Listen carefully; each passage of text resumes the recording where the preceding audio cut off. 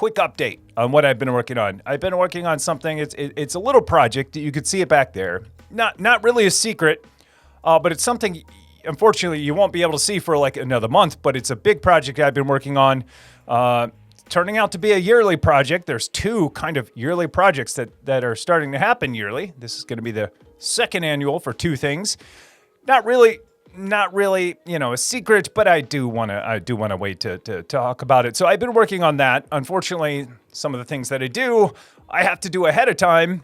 So this you won't see for a couple of weeks. And then another thing I think it's been kind of, out and about, is that I am heading up to 45 drives again, going to Nova Scotia in Canada. I'm not going up to Canada. I'm actually going down to Canada because, I have to check. I know Minneapolis is north of Toronto. I got to check on Nova Scotia again. But anyways, going way over to Nova Scotia here in 2 weeks. And then I have some other opportunities to travel. So like fall, late summer is super busy. And I wish I could get more videos out, but I have to preheat the oven on all of these videos that need to come out in a little bit. So anyways, I've been working like a madman on this one. I'm super excited about it. I think this is my best one yet, but I think every video I release, I feel like it's my best one yet. Anyway, so that's what I've been working on. Also, I've been doing a ton of stuff around here with smart lights, smart home, converting a ton of stuff over to Zigbee, getting old devices, my old Wemo devices. I have a pile of them. I think I have 15 Wemo devices in a bag that I'm just going to, sell or get rid of here in the Twin Cities. And I switched over many of those devices to Zigbee. And since going to it, it's like 100% dependable. Like I never have to worry about devices going offline, or if I say a command, is it really going to work? Are my automations going to work? Switching to Zigbee has really, really increased the reliability of my IoT network. And then I've been doing some other stuff with Home Assistant that's super fun too, that I want to share with you. And I'm like trying to get this video in between my deadlines so I can get one to you before the other one's released. So anyways, I've been super busy, even though you don't see it. You probably haven't seen me on social media much. If you don't see me on social media much, that means I'm pretty heads down. So I haven't been on it in a little while too. It's actually been kind of nice. But anyways, just because you don't see stuff from me doesn't mean I'm not working like a madman like usual. So anyways, and then what else have I been working on? I don't know. I've been working on so many little things. It's hard to know. And I do apologize for being out last week. A couple of things ran over time, and I had to make a game time decision. Do I delay it by an hour and a half, or do I just cancel? And I thought, well, I got so much going on, I had to cancel it, and I try not to. So anyways, that's me. Ton of stuff. I'm sure I'll think of other things I've been working on, but ton of random stuff. I know you guys have been working on stuff too, and I'm excited to jump into it. So yeah, we're totally gonna jump into it. So real quick, what am I drinking? Usually I talk about what I'm drinking. It's typically bubbly water or seltzer water or whatever you want to call it. I call it bubbly water. Non-still water. How about that? Angry water. Little joke from last time. But it's typically bubbly water. And I thought, well, I'm going to go grab a can of bubbly water. But I was like, wait, I'm drinking this other water really quick. I guess it doesn't always have to be bubbly water. And this is what I'm drinking right here. It's just some purple stuff. So what the heck is this purple stuff? You might be asking. Well, this is Gatorade Zero, actually. I was like, so I drink a ton of water. Like I've been rowing a lot lately. It's actually pretty fun. I enjoy it more than I thought I would.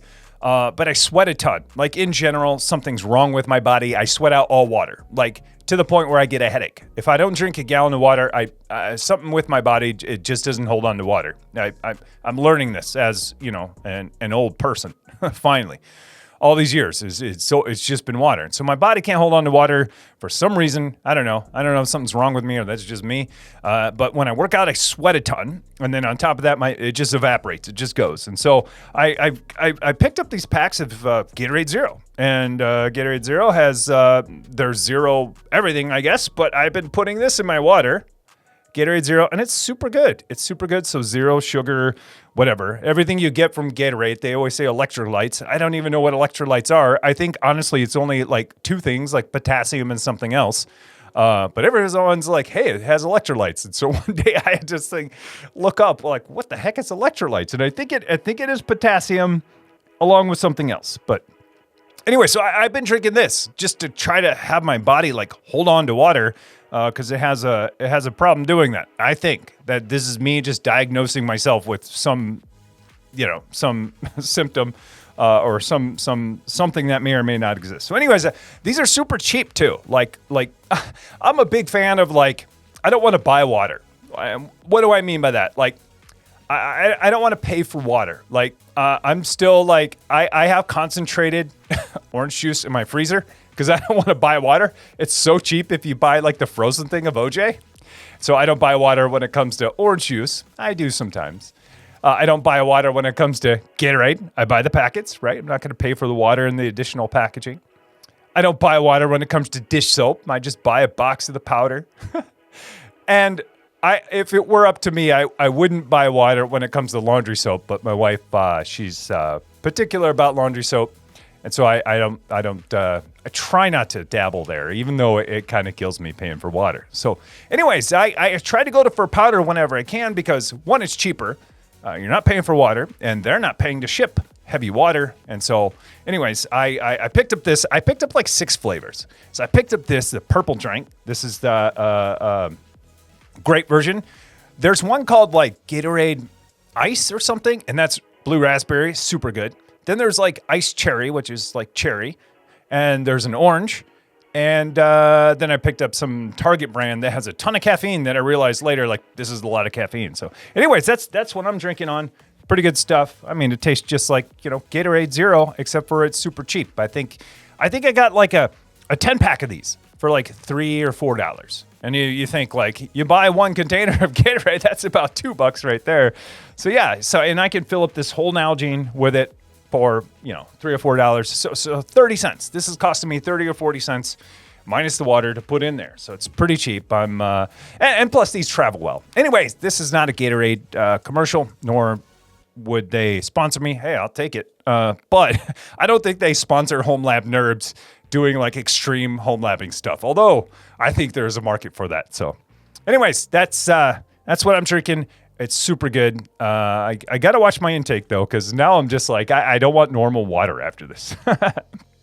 So anyways, it's great when you go camping too. So I had Propel, which I just learned, I think Gatorade bought Propel or something. Propel is now a Gatorade company. I don't know. But when I used to go camping, I always brought Propel. 1, because it was cheap, and 2, it had no sugar, and 3, it was easy to pour in, pond water, basically, and it masked the flavor of, of all the other stuff. So anyways, that's what I'm drinking on. It was super fun. I usually talk about bubbly water, but I thought, hey, this is really what I'm drinking. I'm not going to like go crack open a can of bubbly water and I'll talk about this. So anyways, let's talk about what you guys are talking about really quick.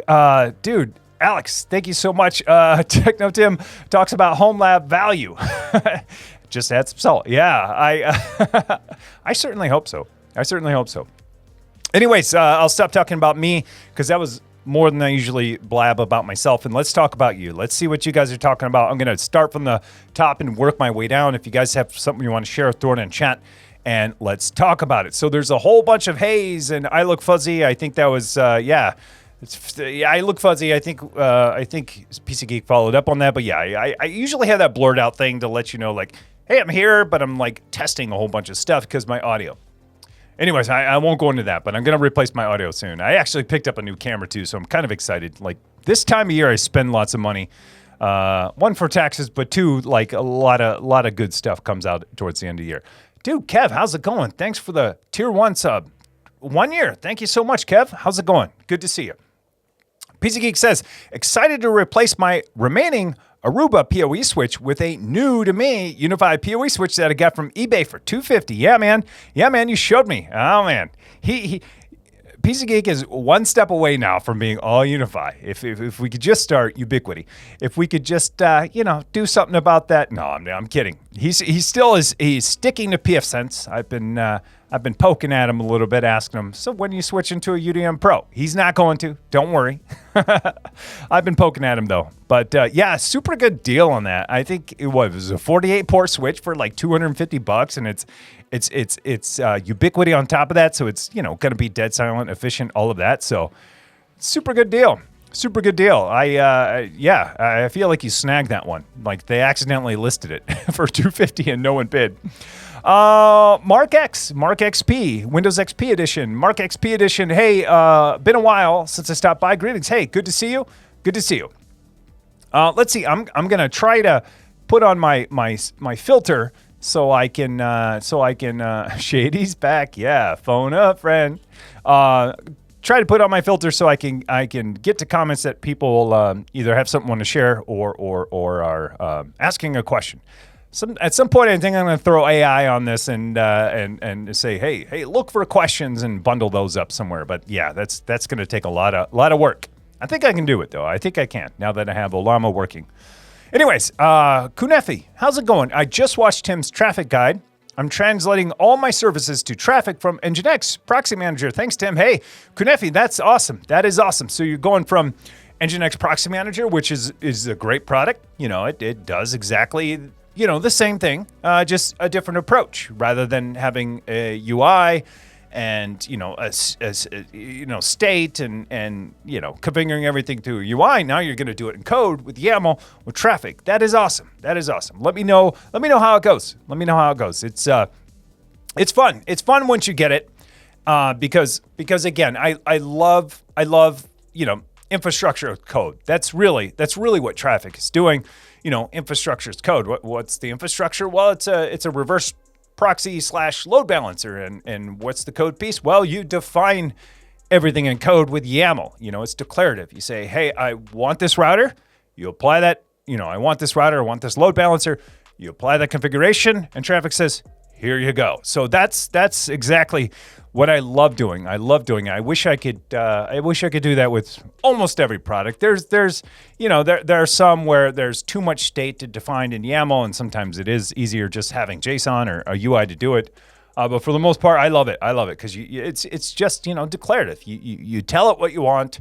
A few seconds later, if the config is right, you get what you asked for, and it's cool. It's super cool, dude. Alex. Gifted 6 subs. Wow. Thank you so much, Alex. Dude, thank you so much for gifting the subs. Let's see. Recipients are Red Crovey, Ari, I got to get this right. Ario Cloud, Scan Mikey, The Dr. Evil, Munzie, and Don P. Don P's 971. Don Peasy. Dude, enjoy your gifted sub from Alex. Dude, thank you so much. Thank you so much, Alex. And if you're wondering why I'm calling this guy Alex, because that's his first name. That's the name he goes by elsewhere. And I cannot pronounce the Welsh pronunciation of Cinewide. I haven't done it in a while. I think it's a chai. I'm not going to try, but anyways, I can't pronounce Welsh. Dude, thank you so much. Appreciate it. Hi, Moopa. How's it going? Good to see you. Traefik is spot on. I think so too. Again, they're both great products. They both do, a lot of the same things. They're going to get you certs. They're going to be a reverse proxy. They're going to be a load balancer. You can hook into all kinds of things, but it's just a different approach, right? It's not wrong. One's not wrong. It's just different approach. Different strokes for different folks. Paper Baboon, what's the point of those tiny Ethernet cables going from one switch to another? I get what switches are used for in general sense, like plugging in devices if you want to get faster internet, but I don't understand what's going on in a rack like that. Paper Baboon, and he says after that, it looks cool though. Hey, no, I totally get it. That's all for looks. It's all for the looks. It's all for looks. So what I have is, I would say mostly for looks, a little bit for cable management. I'm a fan of network in the front, right? A lot of people put network in back, and most people, like in most environments, put network in back. But if it's my home lab and I'm going to show it off my server rack, I put the network in front. And I think UniFi wants you to put network in front with the way they have some things designed, or Ubiquity. I won't go into that. So anyways, because I like to put the network in front, that exposes, however many ports, 48 ports in my case, for one switch. And then on top of that, then I put my 1U network jack that has I guess pass-through, I don't know, jacks on them, so I can connect all the jacks then from the back, and then they just loop through. So, I mean, what does that get me? Nothing, just a really cool loop. I mean, it does help me like organize the cables in the back, right? Because the alternative, like, what if I didn't do that, right? It would be what you would probably normally see. You would have the network in back, and then you would have this big, huge monster, tube of cables coming in, and then 48 ports plugged into it. But what that lets me do, I think that Detroit Packing Company, I have two of them. What that lets me do is kind of like pick and choose, what I want to plug in from where. Some of those cables that are terminated into there are coming from my house. Some of them are coming from my rack, and some of them are coming from all over the place, even other things. So yeah, it's really, it's just for looks. It's really just for looks. I mean, you could save yourself, I don't know, $40 and not do that. Probably more with all the cables. But once I started doing YouTube stuff, there's some things I do that are really practical, and then there are a lot of things that I do that are impractical and for the looks, and that's one of them. But I like the way it looks too. When people walk down to my basement and they see it, they're like, whoa. That's one of those wow factors when you see that. Might not be for you, and probably for network engineers and administrators, they're probably like, what the heck is he doing? Like, why do that? But for the uninformed, it looks really cool. And it looks like I have way more going on than I really do.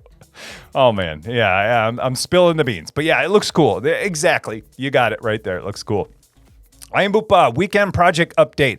I somehow ended up crowd-striking my DNS server and spent 4 hours fixing it. I love how this crowd-striking is now a verb that you just apply to any time you really mess something up. I also bought a new Omar shelf from IKEA to store all of my equipment and going extra space for future expansion. Awesome. Lastly, I moved my Pi Hall from a VM to Raspberry Pi. That is awesome. I think that's a good move, moving it from a VM to Raspberry Pi, especially if you don't have battery backup on your whole entire rack or your whole entire home lab. Putting battery backup alone on a Raspberry Pi is pretty simple. I mean, you could do it with virtually nothing, and it would get you virtually unlimited runtime. I mean, but if you put like a 700, watt or a 700 VA UPS on a Raspberry Pi by itself, that thing's going to run for a week. So, now it's a good move. I think it's a good move. I was there, I flip-flopped up back and forth. My third DNS server is on a Pi-hole for that specific reason, so that if my two VMs are down, then that will take over, and then that's on a separate battery backup than everything else, because, we need DNS around as much as we hate it. It does what it should be doing most of the time, and it does exactly what you tell it to do, which may or may not be what you want.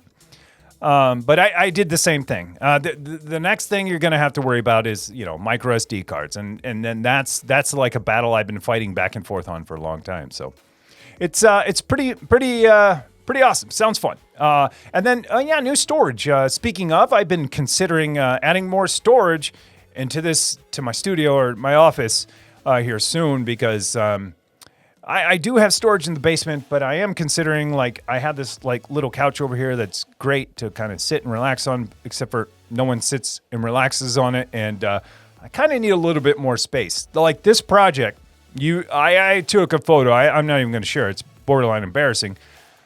This project has had me tear up this whole entire office to assemble stuff, to record stuff, put it all back together, and then re-tear it up again, because I had to do 2 phases of this thing. And so I'd love a bigger space, but in the meantime, I think if I just have, a wire rack shelf, maybe 2 over there, where I could put stuff temporarily instead of throwing it on the ground, it'd be a lot better. You should see the rat's nest that's under there. My dog, he's like playing, the ground is lava, trying to get through all of this stuff. And it's so funny, because he's scared of cords and stuff like that, but He's been a champ. His bed's over here, so he must really want to get in his bed. So he's playing the floor is lava, as a dog, not trying to step on any cords, and he makes it to his bed. So anyways, I think I'm going to add some more stuff in here. So Isn't that patch panel to switch connection? Isn't that a patch? It is. Yeah. So going back to that, it is. It's a patch panel with, what the heck are they called? I can't even remember. It's so funny. Like if I don't deal with hardware for a while, I forget the name. But it has the clip-in, forget what they're called. Anyways, it has basically Ethernet pass-through on the other side, and I've clipped them all in. And yeah, it's really just for looks. Keystones, thank you, Cadis, thank you. Yes, it has keystones. Thank you. Keystone jacks. All right. Man, I love it. But yeah, so it has keystones. I clip in, and then yeah, it's just basically like creating my loop. But like I said, what that does give me is an easy way to manage those cables and say, okay, this first 12 or this first 24 is all servicing my house. Or maybe 3 on the end aren't because my cameras from inside the rack can plug into there. And to be honest, like it saves me from terminating everything, right? I don't have to use an RJ45 crimper to crimp everything down. And, I spend a little bit extra on keystones in the thing, but, it's so easy for me to buy cables and not terminate them, not RJ45 terminate, but plug them in to each other. And then those keystones I found are great for extenders. I'm really not a network engineer, but every now and then when I need to get Ethernet a little bit longer than I have, I'm like, awesome, pull one of those keystones out, plug it in, and I just made an extension cord. It's so bad, but I'm so bad at patching things. I know the tools have improved in the 10 years since I've done it. And even in 10 years ago, I was still using the tools that I was using probably 10 years before that. And I'm sure things have improved, but I'm so bad at it. I don't have the patience either. But yeah, PC Geek. So one isn't a switch, it's a patch panel. Yeah, when you use a patch panel to terminate long runs through the buildings, then the patch panel, yes, exactly. Yeah, good point. So even though it is for looks, it's still nice to, it's the same idea as a patch panel that you would have on the wall is, you have a patch panel on the wall, and then you jump everything over to where you want it so that the wall and the Ethernet run inside your home is terminated to one thing, and then from your rack there or your devices over, you can then terminate or connect with cables. Yeah, basically separation of concerns, right? That patch panel is my home stuff. And then, then I can jump it over to whatever I want. I could walk in there with a laptop and kind of plug it in, although that wouldn't really work, so never mind. Anyways, yeah, for sure.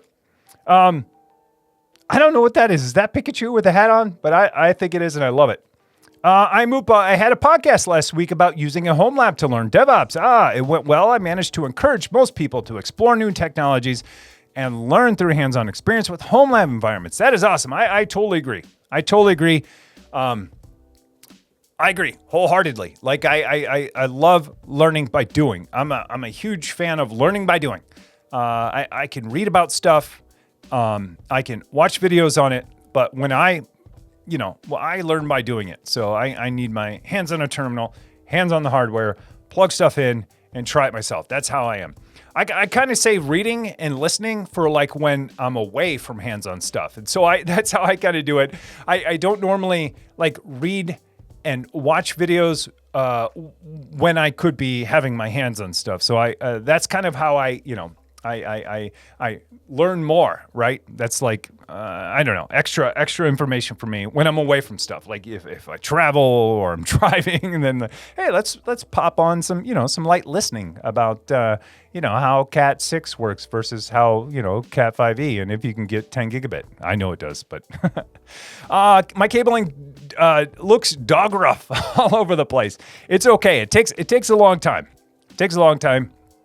I found though that like the combination of a patch panel and then my panel inside of my rack with keystone jacks, and then having a server rack in general, especially closed, kind of gives you a lot of options for making things look better, or at least hiding the craziness. How about that? You can compartmentalize the craziness inside of a rack, that's enclosed. And so that's what I've done. So even though you might think it looks nice and neat on the inside, there's still, after time, things can get pretty tangly in there. So it's all good. New server, new day here. I hear you. That is awesome.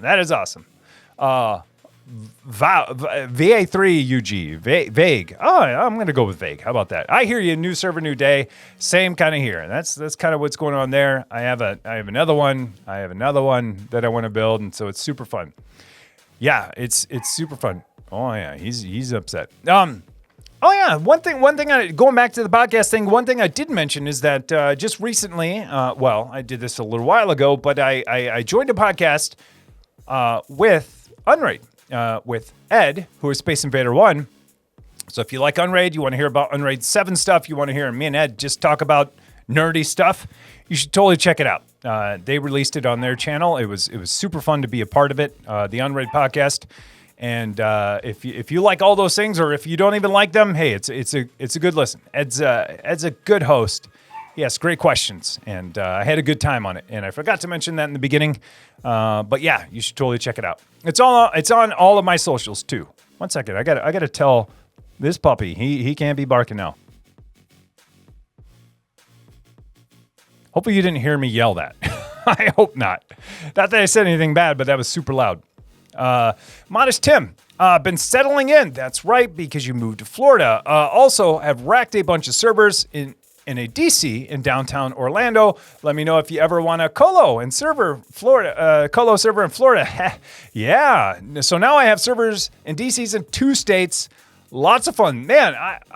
Maybe I need to I need a better DR plan, right? Because my DR plan right now is downtown Minneapolis, right? And that's about 2 miles from my house. So if, Minneapolis gets hit by an asteroid, that's not a great DR location, right? I memean, if we get hit by an asteroid or a meteor or whatever, I think we got bigger problems than, my documentation.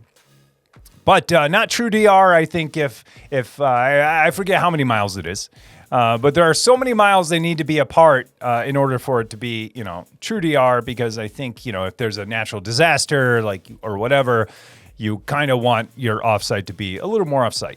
Anyways, yeah, maybe. I think I need to get into YWS first. After YWS, then maybe Florida. Yeah, I like it. So then I'll have, that'll be perfect. I'll have, upper Midwest.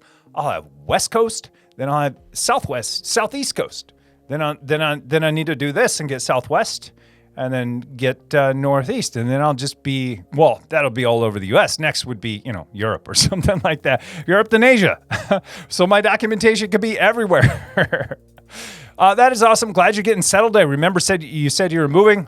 Pretty awesome. Awesome you got into a Colo too. I think it's super fun to be able to put your own servers in someone else's environment, but still manage them. It's pretty fun. Like, I have zero worries that the internet is down or I need to reboot stuff. At least for external stuff now. It's just sweet. It's up. My uptime is so high. Even my reboots and everything too. Because at home, I shuffle stuff around. I get anxious. I patch stuff. I tank stuff down. But now that it's there, it's like my uptime is 100% until I need to patch something and bring it down. Then I'm running Kubernetes, but you still have a little bit of downtime with that, depending on how quickly pods move around. So, or how quickly your readiness probe determines, or your aliveness probe determines that your pod behind it is down. But it's part of the reason why Kubernetes is still still not as HA as I would like it to be. And it's not Kubernetes' fault. It's basically you have to run so many pods. Basically, you're trying to outnumber downtime by creating more pods. And so that's kind of what you do. You're just reducing your chances of downtime by increasing the amount of pods you have. And so, but there still could be, depending on the person who's accessing that pod at that time. Anyways, this is not Kubernetes. But that's awesome. Glad you're there. Glad you moved in. Here we go. TD 5150. I ordered a Minis Forum MSO1 and waiting for Amazon to deliver it today. I'm downsizing to HomeLab. I hope I like it. That is awesome. I think you will. I haven't heard any real beefs. There are a few things here and there, but I think a lot of it's nitpicking, right? Hey, it has this PCI Express slot, but a few things, there are a few things that could really fit into it, but if you're not using it, you don't need it. Who cares? You still could use it. The only other one I heard was like, hey, it can get loud. And we're not talking like server loud. We're talking about like desktop kind of loud. And it's because of the fans and because it's so compact. But I think that's like when you're doing extreme stuffs with it, extreme things with it. Yeah, I would love, I've considered getting 3 of them. You know, I've kind of been holding off. I've been considered getting 3. It might be a little bit more power than I need to replace my Intel NUCs, because those are still fine. But if I find a way to repurpose those, you know, I might. I do have an MSO2. It's sitting right there. And is it MS? No, it's an MSO1A. Sorry, MSO2 makes you think that it's a second version. No, this is an alternate version, and it's an AMD version, and it's how do I put this? It's I feel like it's more geared towards a workstation than to be used as a server, because it only has dual 2.5 gigabits and it's AMD. Yeah, thank you. MSA1, there we go. MSO1A. How many part numbers can I make up? Anyways, so I've had that. I feel like for me, this might be a good contender to be my Windows desktop, my Windows workstation. We'll see. But MSO1 is absolutely the way to go. Like if you want a compact HomeLab server, that is absolutely the way to go. You're getting 2 10 gigabit SFP plus or 2 SFP plus ports, dual 2.5, and you name it. So I think it's 13 gen Intel on there. So it's pretty awesome. I'm super jealous. Aspectic Netbird, but having DNS issues with Android, works fine on Linux. Windows clients hates Android for some reason. That's interesting. So Netbird, the self-hosted VPN kind of, self-hosted VPN manager, I guess I should say, having DNS issues with Android, works fine on Linux. Windows clients hates Android for some reason. I wonder if that has anything to do with like Google and their DNS and how they like to I don't know, hard code their own DNS for some stuff. I doubt it, because I'm sure you're looking into it. But yeah, hopefully you figure it out. I wanted to look at Netbird for a long time. I just haven't had the time yet. But it sounds cool for sure, to be able to have basically, I don't want to say, I mean, kind of like a Tailscale, your own Tailscale service, your own fully hosted Tailscale service. That's the only way I can kind of think of it in my head. Maybe it's wrong. Maybe that's wrong, but that's kind of the way I think of it. I need to look into it more. Good luck. I hope you figure it out. It's always DNS. Some Postfix stuff. Oh, what's up? Ooh, let me get the name right. I like Akara, but Atraf Badawi. Huh. So this is mail server stuff. Interesting, right? Postfix? It's been a while since I've done mail server stuff, but ooh, that does not sound fun. I don't know. It's been a while since I've messed around with self-hosting mail services and or anything in general, especially on Linux. It's been a while, and oh man, it's there's a lot going on. But well, hopefully you figure it out. I'm always scared to host my own mail. Not so much because I would get spammed. You know, there are ways to get around all that. Just because I feel like no one would trust my residential IP as a forwarder. So all my mail would just go into the black hole. So, but I'm sure you've already figured all this out and you got it going. And this might be for work anyway. So I hope you figure it out. You'll have to let me know how it goes and why I'm always interested in why people choose to host mail. Not saying it's wrong, just everyone has their own reasons. And then how challenging it is to do. And do you ever have the problem that I fear is that you send mail and wherever you're forwarding it to or the mail proxy is just nah, don't trust you because you have zero reputation or bad reputation, right, on your IP address. So, and if you haven't heard about all that, forget about it. I mean, maybe that's not a thing anymore. I just remember that being there. Thank you. This was the sub message. I think so. Yes, it was. Nice to be here. Lots of love to all us nerds. I agree.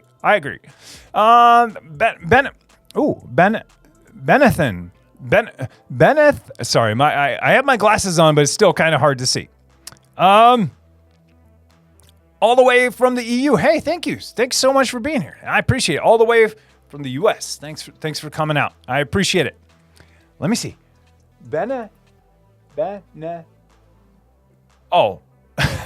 Sometimes, all right, I'm not going to pronounce it because sometimes I really mess it up and it's like the most obvious thing ever. But I'm going to say Benethan the First. How about that? I thought it said been there at first, and I was like, oh my gosh, is this one of those cases again? But thank you so much. I'm glad you're here. Thanks all the way from the US.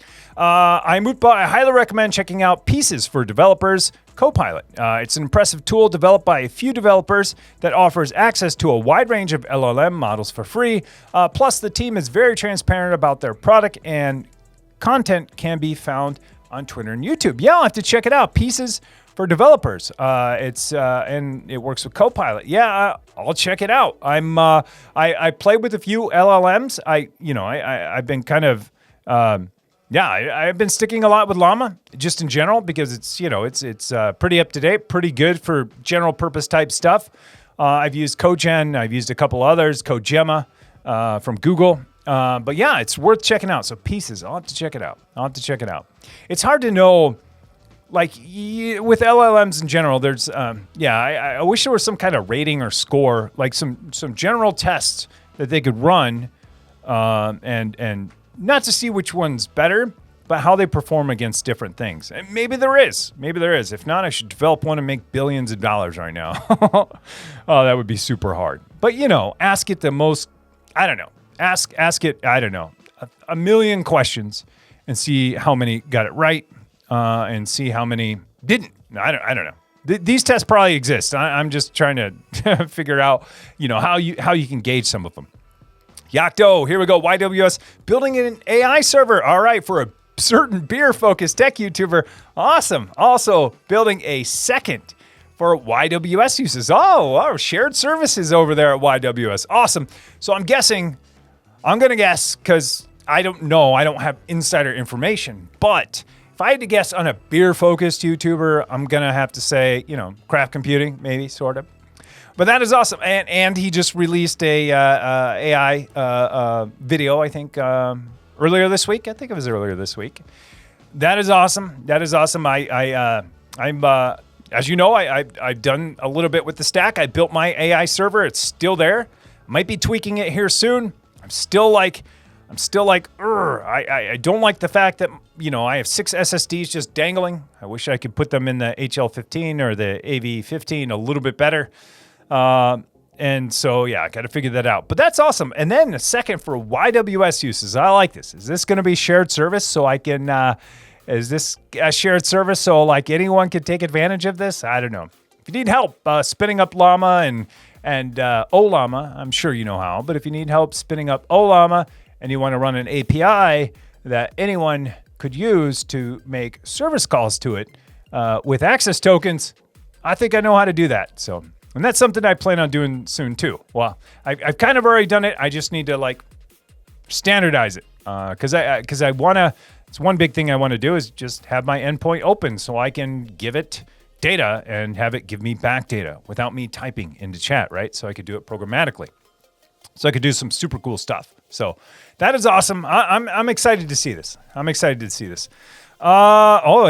went through that one. What I'm drinking. All right. Let's see. I said I was going to do better at doing this. Choo-choo. Which reminds me, I think, I have to get the Hype Train image in here soon. I got to fix that. Anyways, there's a great Hype Train image that I think someone created. I think it's Alex. Someone created in Discord, and it's pretty awesome. I need to get that in here for the Hype Train. Note to self. Update the Hype Train video today at 6 o'clock. All right.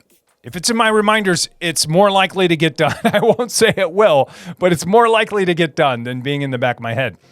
Finding Jay wanted to say, thanks for helping me develop my Ansible knowledge. Awesome. Really enjoying the K3S roles. Hey, thank you. No, yeah, I appreciate it. Thanks for thanking me. And also, thanks to everyone who's contributed to that thing. I mean, it would be barely anything if no one contributed to it. And all of these new ideas keep coming in and people keep fixing it and making it better and more modern. So it's super fun.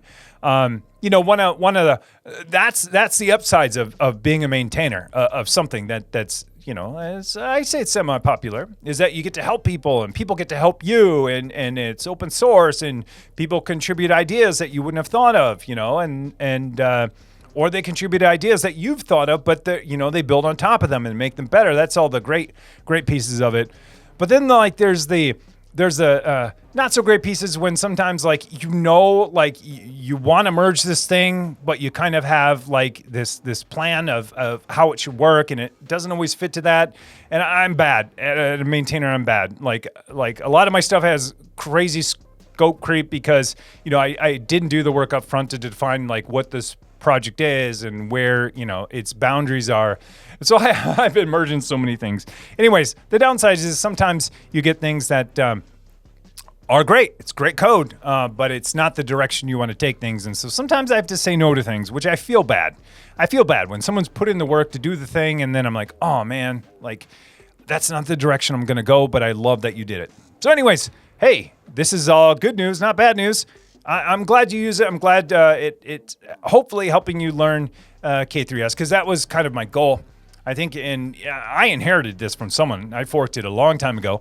But that was my goal from this project, was to help people get self-hosted Kubernetes really easy, dead simple. Of course, you got to learn a little bit of Ansible, but I think that's a good skill to pick up too.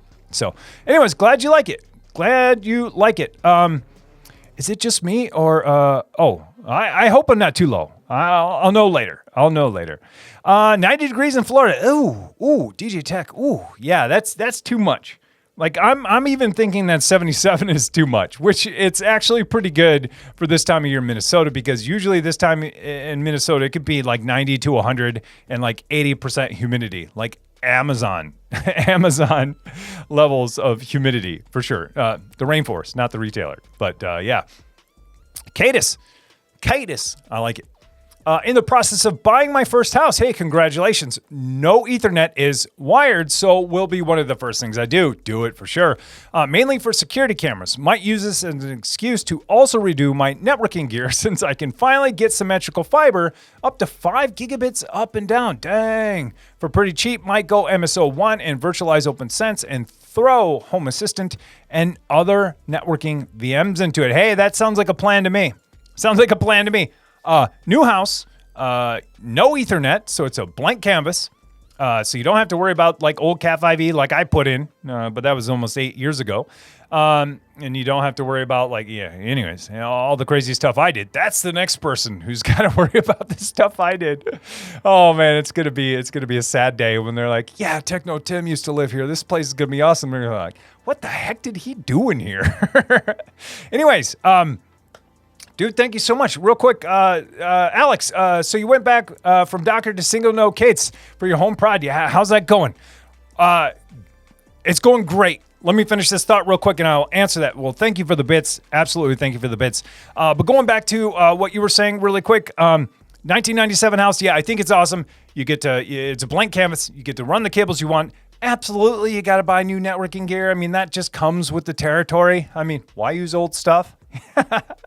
That would be me personally. I would be like, hey, new house, new network. But yeah, and then MSO1, that's a perfect machine to basically be everything for you, right? If you wanted it to be your Proxmox, your hypervisor, and then layer on all the things, you absolutely could. You got networking for days in that thing, so you absolutely could for sure. And I think it's pretty awesome. And then 5 gig up and down, jeez, I mean that is crazy. But yeah, MSO1 paired with new networking stuff, yes. Yes, please. And then running new network cable, absolutely. I that sounds fun for sure. People are calling me. I gotta mute my phone. Sounds awesome. So Alex, going back to what you were saying, hey, so you went back from Docker to single node K3S for your home prod. That's a question mark. How's that going for you? I did not yet. So my HomeLab, so my home prod, right? Not my home lab where I break stuff. My home prod where it needs to be up, or I hear about it, right? That's my Home Assistant. That's my Plex. That's whatever else that I need to run. And if that's not up, I hear about it, right? And so I need to stabilize home prod because I don't want to hear about it. Not that I don't mind helping, but if it's down, it's because of me. or I did something wrong, or the technology isn't a great fit. And so I've been on this journey like, hey, I went all in with Kubernetes. Well, I was Docker, well, I was VMs, and then Docker, and then Kubernetes, multi-node cluster, and then just recently I went back to single node Docker because it was like, you know, there are some workloads that are really designed to be HA, and there's some that aren't, and the ones that aren't don't fail over well to themselves, right? What do I mean by that? Well, when it's down on a node, it should fail over to another node. But, you know, with the way that Kubernetes works and timing and timeouts and readiness probes, what we were talking about earlier, along with storage that gets bound to that pod when it spins up, things can get stuck. And when things get stuck, things are down. And so I went back to single node Docker when I built my AI box. I thought, hey, I'm going to build an AI box. It's going to be in Docker.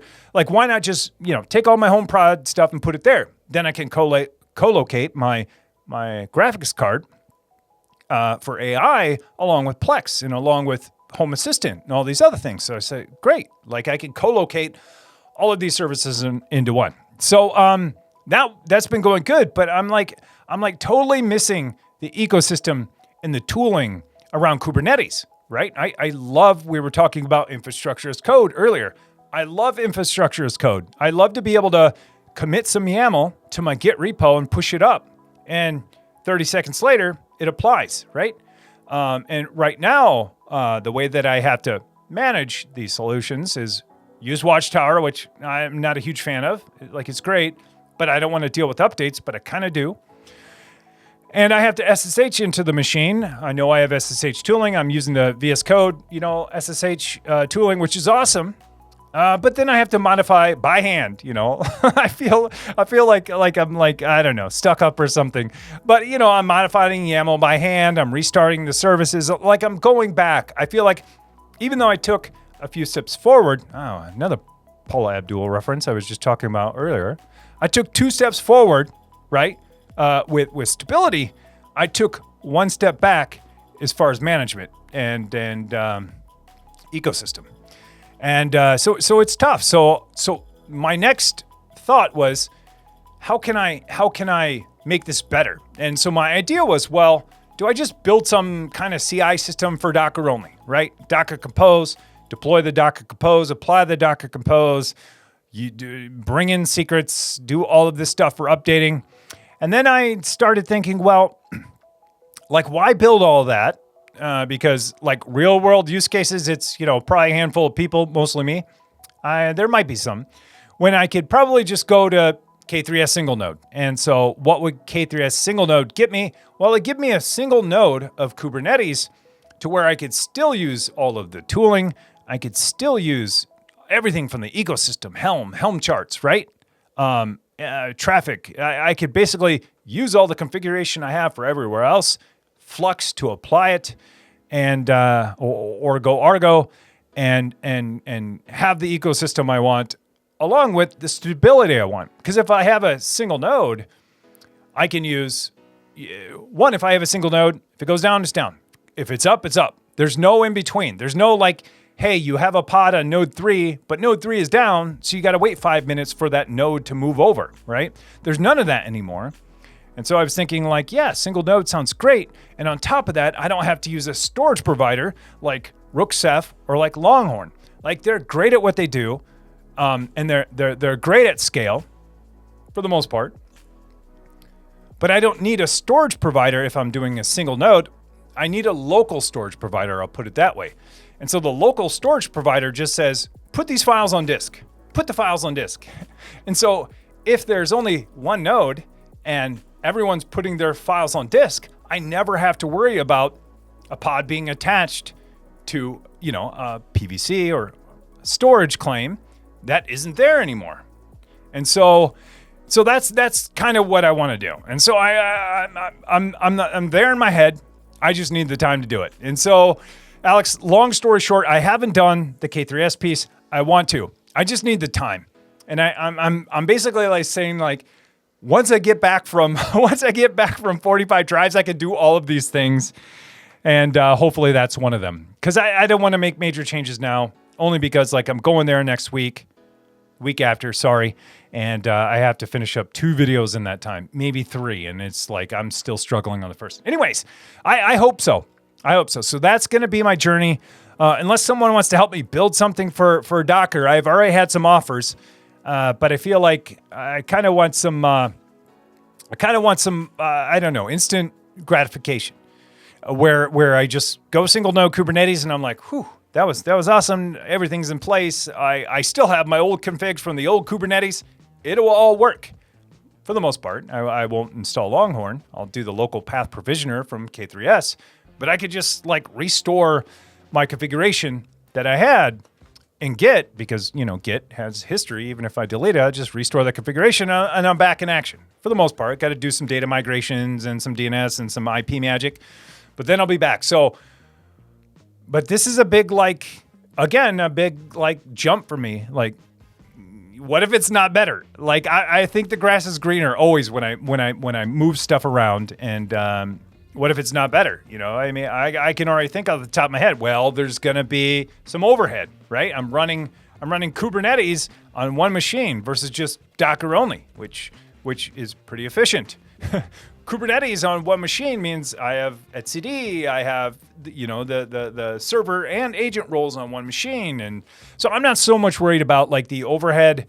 It's just all of the moving parts. And I've done single node Kubernetes. I did it a long time ago. This is basically when I got into YouTube. I was doing a whole bunch of Rancher stuff that way. So, anyways, it's I love thinking about this, and I love I romanticize about this this mythical single node that I could manage as code that technically isn't Kubernetes, but Kubernetes is the only ecosystem where I can kind of do that right now based on my skill set and based on not writing a whole bunch of custom code. So anyways, yeah, it's wild.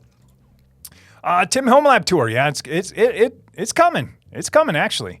Yeah, it's end of the year. I do it end of the year. It's coming. That, and just to say, that adds so much more to my plate every year. Because I'm like, it's got to be better than the year before. I got to change more in order for this to be interesting. So, come November, I'm just like, I'm a madman all over again. So, all right, let's see. HomeLab tour. Yes. Also, any suggestions on cameras? Planning to use Frigate or scripted?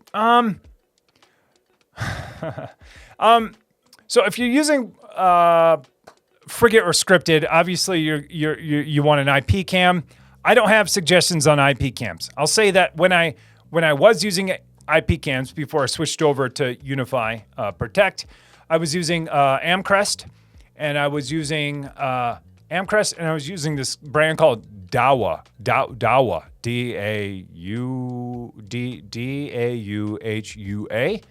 I don't even know if they're around anymore. DA, thank you. Dahua, Dahua, I think. And I was using those, and they were great. So I bought the Dahua ones until I couldn't buy them anymore. And then I tried to look for something similar, and Amcrest was pretty similar at the time, so I bought those. But really, what you're looking for the most part, is decent cameras that are lower power, that are kind of cheap, that have that you could do IP streaming from them, and then anything's going to work. They'll probably all do H.264, so you don't need to worry about codecs. It should all just work. So I don't know. I don't have any. They're banned by the FCC. Oh, okay. Ooh, that's not good. Oh, Hikvision, okay, or Hikvision. That was one I never got into. So maybe Amcrest was a good choice though. But yeah, so a word of caution, because this kind of came up on some of my other videos too. People are like, I don't trust that brand. I don't trust that brand. And you shouldn't. You shouldn't trust any brand in general. For the most part, you trust companies, but it's a trust but verify, right? With almost anything you do. And so if you're going to do IP cameras and you're going to buy them from brand X or brand Y or brand Z, even if you trust Y and Z, you need to verify. What do I mean by that? Well, I have a camera VLAN. I still do today, even though they're UniFi devices and they own the whole stack.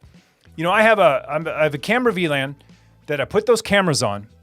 That's a super sensitive VLAN that has zero access to the internet. So how does that help? Well, for the most part, if you're building a security system, all of those cameras are going to connect to your security system. In your case, it's going to be Frigate or scripted, right? And so those cameras don't need direct access to the internet. They just need access to your camera system and only on certain ports. So what I've always done on my cameras is done like this is totally like the rolled, handcrafted approach where cameras on a VLAN, that VLAN has zero access to the internet. Those cameras are only allowed to the upstream system, in your case, Frigate, on only specific ports.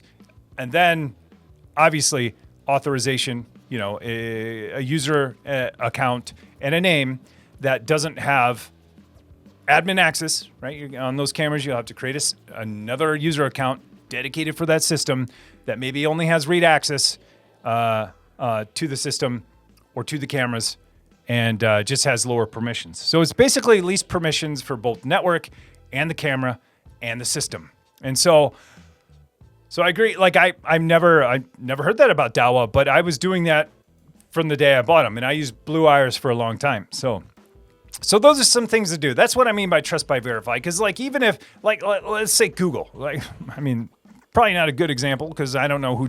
Some people trust Google, some don't. But let's say there's a brand that you trust, that you always buy, they're your go-to brand. I would still put a lot of those measures in place because sometimes it's not the brand or the company that you have to worry about if you trust them.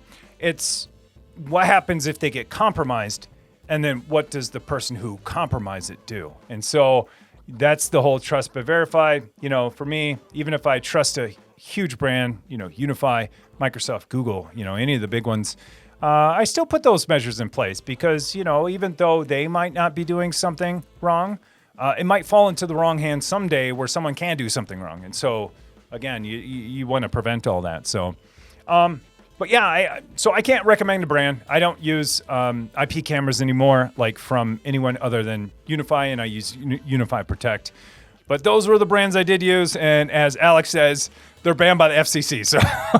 So don't take my recommendation. But there's a lot of great forums. We have a lot of people in our Discord too who use a lot of IP cameras by a lot of different companies that can probably give you a lot of recommendations too. And Reddit's always a good one. Search brand space Reddit on Google, and you'll see all the good and all the bad. Sometimes it's hard to weed through that stuff though. But again, minimally, you should do the things that I talked about so that, hey, even if it did fall into the right hands, wrong hands, whoever's the right and wrong on this side of the law, that they can't do anything with them. And again, like going back to hey, what if they planted a backdoor into this thing? Well, that's where blocking internet access would stop that, right? Because they can't even, one, cameras shouldn't be exposed to the internet. Two, if they had a service in there that would call out, well, if that VLAN has no internet access at all, you could block it. Then, on top of that, you could set up an alert to get notified if that happens, right? And so, again, those are all the things you probably want to layer on. Because video is, I don't know, I feel like that's one of the most sensitive things. Another thing I do personally, I disable audio on all my cameras. All of them. I won't say all of them. The outdoor ones I keep on, right?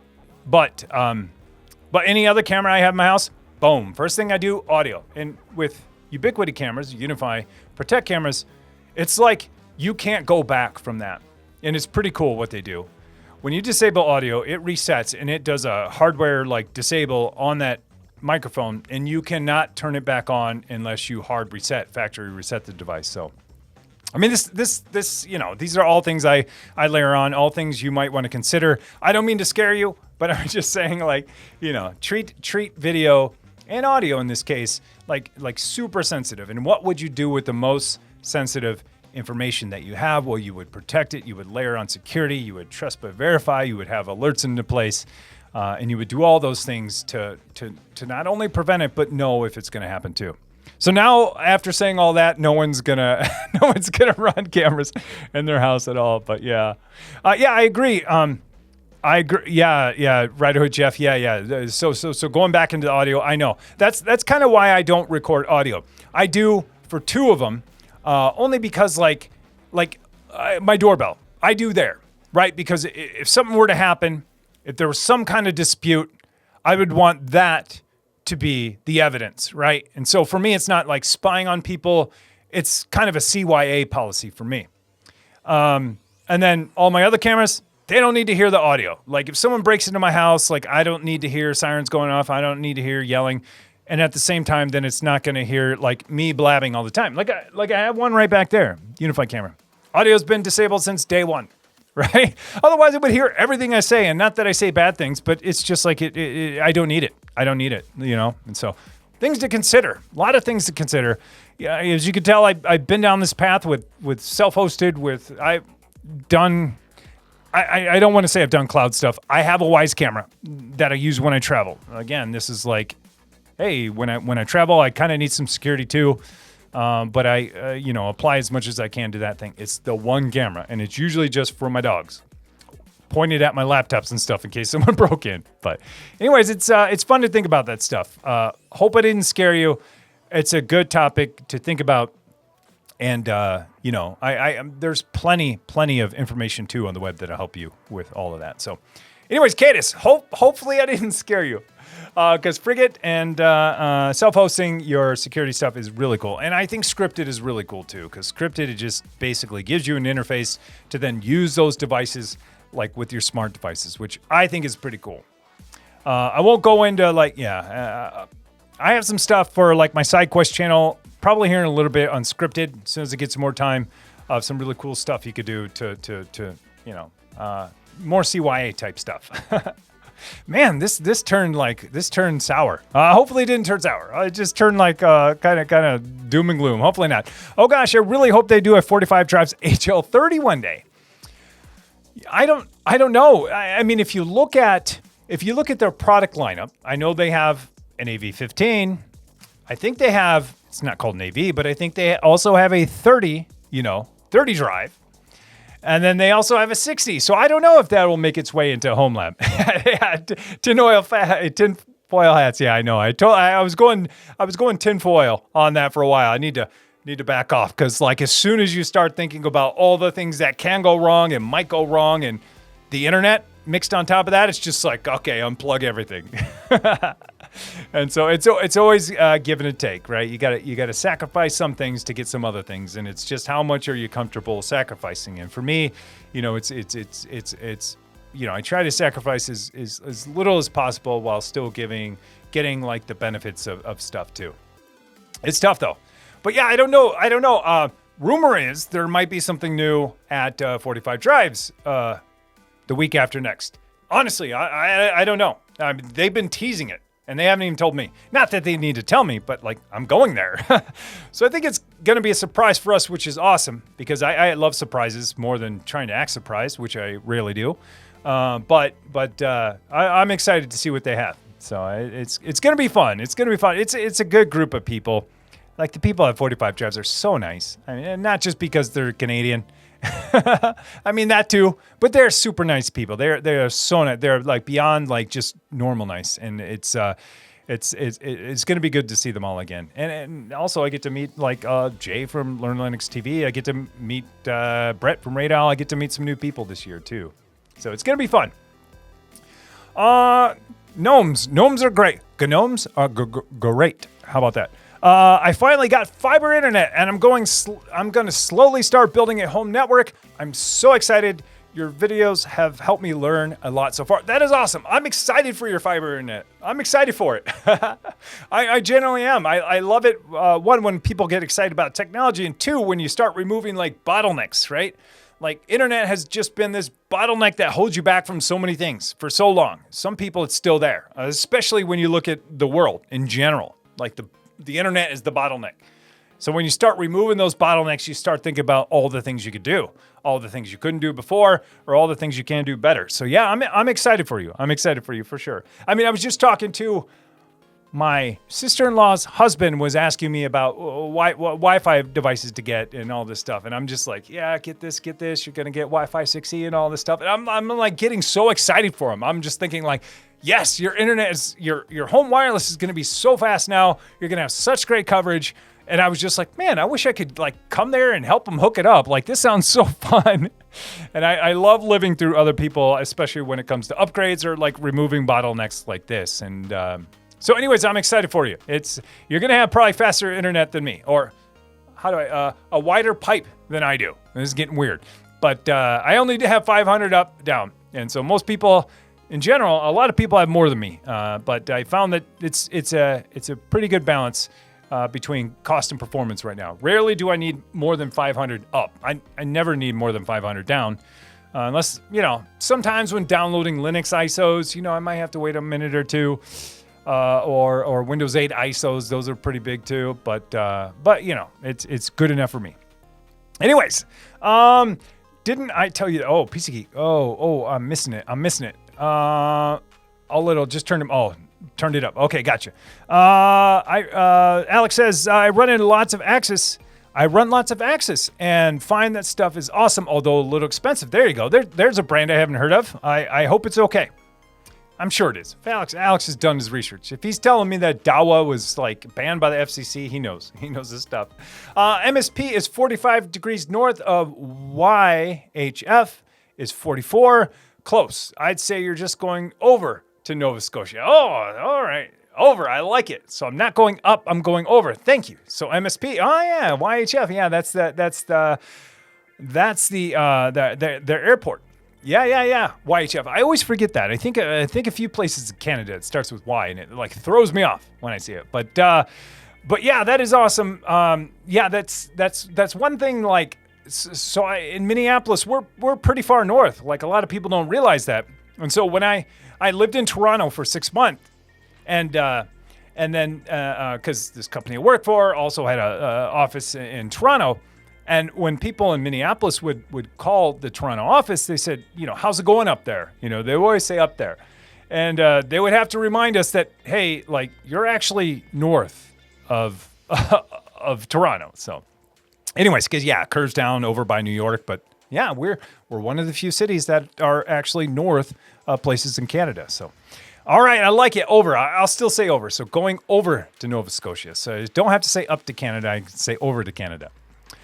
Tim, here we go. Pixels Jimmy. Tim, getting my UDM Pro set up today. Deploying some new Wi-Fi 7 APs around the house. Appreciate the videos. Hey, 86 Pixels Jimmy. That is awesome. Talking about getting new stuff and unlocking, probably some more capabilities. Man, Wi-Fi 7, you're beating me. Like, people are beating me in this space. I need to catch up.